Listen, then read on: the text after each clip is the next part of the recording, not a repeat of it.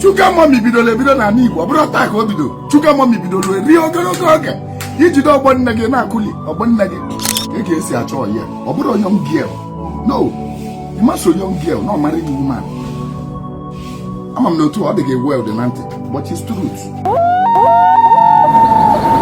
Now can you I say again I'm working on 25 or 21, 15. Can you go see where they can work out organize service to the whole women? Or they can call a Ghana win. Or the opposite. Like I say me. Ọ bụ na ma abụga amụ onwe ya na-abụ nwoke ịbụ amụ onwe mgbe ọ na-abụ olue mana nwoke maka nwoke lu ha na-echu nwaanyị onye ọbụla ọ fụrụ ọchụwa so olue mgbe abụ in order ka o deti nne papi ya na mami ya okwu na ụka n'ọnụ mami ya na papi achọpụta na nwaanụ nwe ifele emebekwanye ewu arụ ebe ụmụ nwaanyị nọ onye ozowe na ọtịa ama na nwata abụ akwa na amụ o nwere starting age about let's say from 18, 20, 20 something years. I want to clear Bugamo. I did a chawali oil. Keke say a chow here. Or a young girl. No, you must a young girl, not married woman. I'm not too old to get well than auntie, but it's truth. It's truth about our tradition. Keke say a chow married woman. You get who more can no go look wine. What can no wine? Papa gị ya eje ọ bụrụ ngụwa na papa gị ga-eje ọnya ọza ọsịa na nya chọkwana ka nya yọọ gị ka ofu n'ime nwunye gị mee nwa gị nwoke ka ọ mali nwaanyị ka nwa gị nwoke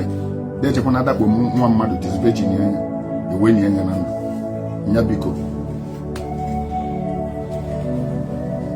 nwoke wee chekie ma ọ bụ agbọ nya chọrọ izete na bịa wee chekie ma famili ọ na-ezu ori ka ọ bụ agba ala ọ bụ na ọ dị ya mma ọ kweta omenala a ga-eme bụ na ị ga-egote ma ọjị bute ma mmanya weta ma ego weta ebuli ya jee n'obi wee bụ onye isi famili a eweje n'obi jee ego ọnya mana bifo nwoke ekweta ọ ga-ebu ụzọ jugoro nwunye ya ihe ji nwaanyị nke ikpeazụ ya nwaanyị ọ nụrụ ikpeazụ wee sọlị ya nke a bụ aka ejene ka ọ ka nụrụ ikpeazụ ọ nụchabụ ụtọ nke ahụ nọ ndị nke ọzọ first wife second wife third wife ga-ehe ya eje wee je uche owejekpọ first wife wesị ya nakwanụ na nwa maazị Okafọ bịakwala ebe a maazị Okafọ bịa sị na nwa ya nwaanyị nwoke nke a na-akpọ Ikene n'ọkwanụ ka emenye ka ọ bụrụ nwoke ngeni ya ga-ayi nwaoyi ọsị mba alakọrọkwa n'ike na owe kpọ second wife wee chọgide owe chọta nke chọrọ m ọ chọtazi nke chọrọ na sị ya nna anyị ngwa nsogbu adịrọ ọ dị m mma ọsị ọ dị gị mma kwe ozizi chiata anyị azụ mkpọrọ nwa ma wee bịa ka ọ na-enecha anya ọbụma o wee dụọ onye ọdụ mgbe ahụ mbịa yịba nwunye gị mma na-emeli gị ibe asa onye na-ayị nwunye gị olue mgbe oge ọlụ mụ na gị ga-akpa akpa na mgbe ahụ gị na mụ na nna gị bịara mgbe gị na-ewuri ihe arụ ọbụla na ya na-amalụ m fortune of land ịma anya ama mụ ya eweta ji kọọ ya bụrụ gị ya akọ ji nọ ngwa ịmalụ ịsụ onye asụ ịma anya ama nkọzi ya ji ịghọtago so ebiri ihe ya bụ ihe ga na-alụlụ m anyị ga-abaga edi abaga edi ọ bụrụ ogbugbu that teaching you how to be a man ọ na bụ ị na-ala nwunye m onwe gara alụlụ onwe gara alụlụ ya bụ na a na-akọ ji kọpụsị ebe niile maka a na-enyere m aka eme ya ịghọtago so mgbe ijizi wee nna gị chekizi ya sị ya ọ dị mma so mgbe mụ na mpa gị ji wee baga enyi ya ka nwa ya lawa nwunye m ma nya lụghalụ m ọla wee kwuo ọsị ya chen arịkwanụrụ nne ka emenụ ekwuchi anya onye chọrọ ka e ga-ekwudebe ọ bụ na ọ na-achọrọ na anawa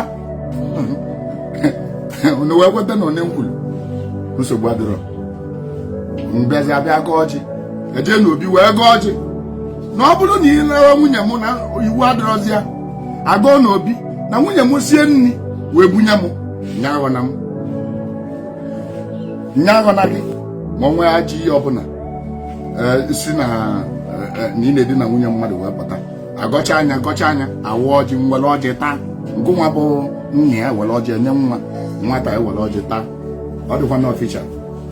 kama iwe ga-eme bụ ọ bụrụ na be m ka ị ga-anọ wee na-eme na ụnụ ga-achọta ebe ụnụ ga na-anọ wee na-eme kama na ụfọdụ na-emezi nna ha naba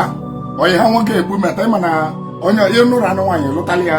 hot ebe ọ ga na-anọ so ọ bụrụ na nnabazi ya ọ bụzi na ụnụ osizi ya na ụnụ ya emebezi nke ọ bụ ka ndị anụ na mkpọtụ ka ndị anụ na ụya mkpọ ebe a. So what does this teach? Chuka mommy bidoro ebido na ala Igbo ọ bụrụ taa ka o bido chuka mommy bidoro rie ogologo oge ijide ọgbọ nne gị na-akụli ọgbọ nne gị